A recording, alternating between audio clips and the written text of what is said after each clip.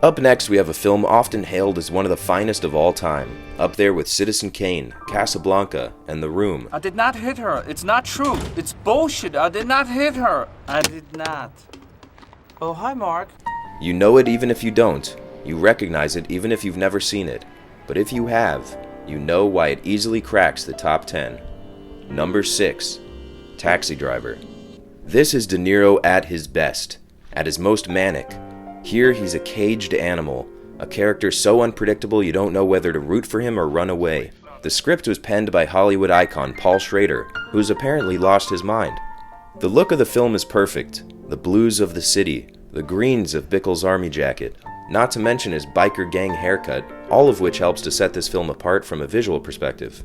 Scorsese shows his genius in the little moments of Taxi Driver, like this famous scene where Travis talks to Betsy on the telephone, and the camera pans away from the conversation, instead opting for the empty hallway, as if to say that the conversation was too painful, too embarrassing for us to be witnessing.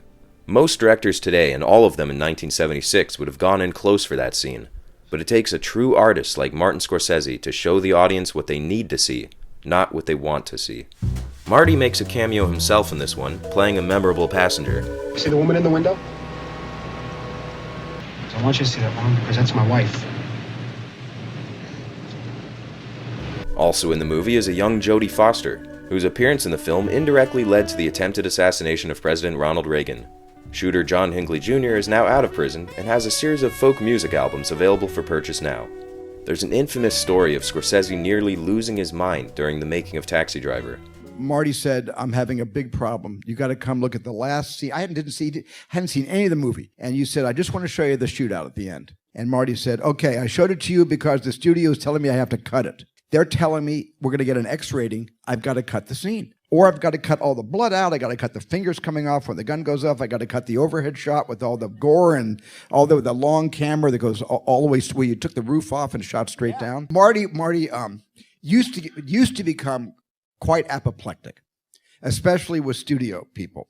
The legend goes that Scorsese stayed up all night getting drunk with a loaded gun.